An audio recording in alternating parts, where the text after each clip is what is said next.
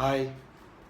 Group 2 అభ్యర్థుల్ని APPSC ఉద్యోగ ప్రాధాన్యత క్రమాన్ని నిర్ణయించుకోమని వెబ్సైట్ ద్వారా ఈరోజు కోరటం జరిగింది.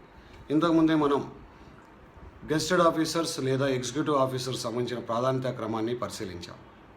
ఇప్పుడు ఇదే గ్రూప్ 2లో ఉన్నటువంటి నాన్ ఎగ్జిక్యూటివ్ పోస్టుల యొక్క ప్రాధాన్యత క్రమం ఏదైతే బాగుంటుంది అనే విషయాన్ని మనం పరిశీలిద్దాం.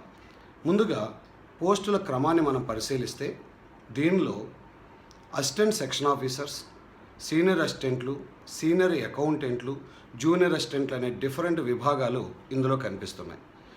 ముఖ్యంగా అసిస్టెంట్ సెక్షన్ ఆఫీసర్ పోస్టులను ఎంపిక చేసుకోవడం ద్వారా ఒక స్థిరమైన జీవితము సెక్రటేరియట్ పరిధిలోకి లోబడి ఉంటుంది.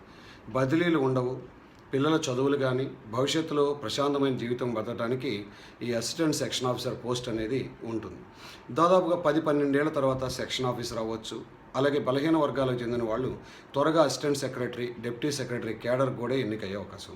అయితే ఈ అసిస్టెంట్ సెక్షన్ ఆఫీసర్స్లో జిఏడి, ఫైనాన్స్, లా అనే 3 విభాగాల్లో ఉన్నటువంటి అసిస్టెంట్ సెక్షన్ ఆఫీసర్ పోస్టులు ఉన్నాయి. దీంట్లో ముందుగా జిఏడిని ఎంపిక చేసుకుంటే ఉద్యోగ విధుల దృష్ట్యా జిఏడి ఎస్ఓస్కి, ఏఎస్ఓస్కి ప్రాధాన్యతా క్రమం బాగుంది.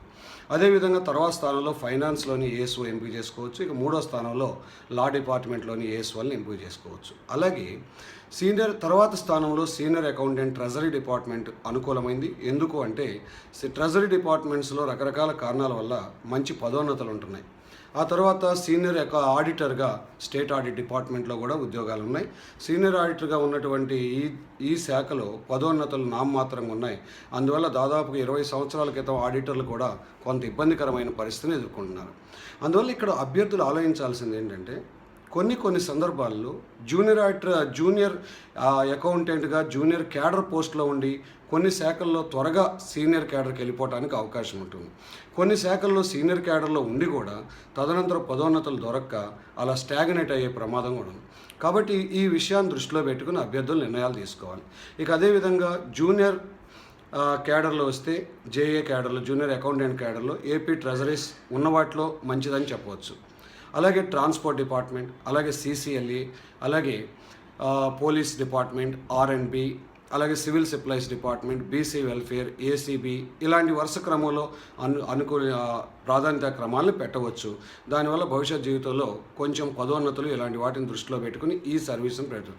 అలాగే junior accountant, government exams department, అలాగే లేబర్ డిపార్ట్మెంట్, అలాగే పిహెచ్ఎంఈ ఇలాంటి కొన్ని శాఖలు ఉన్నాయి.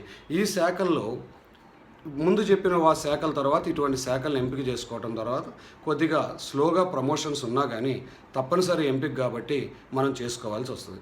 ఎంపిక చేసుకొని ఎడల ఆ ఉద్యోగాన్ని కోల్పోయే అవకాశం ఉంటుంది. కానీ ఏపీపీఎస్సీ వాళ్ళు ఏదో ఒక ఉద్యోగాన్ని మీకు ఇస్తారనే విషయాన్ని మాత్రం అనుకోబాకండి. కాబట్టి ఈ విధంగా నాన్ ఎగ్జిక్యూటివ్ పోస్టులను ఎంపిక చేసుకునేటప్పుడు కూడా ఈ విధమైన జాగ్రత్తలు తీసుకుంటే భవిష్యత్ కెరీర్కి ఉపయోగపడే అవకాశం ఉంది.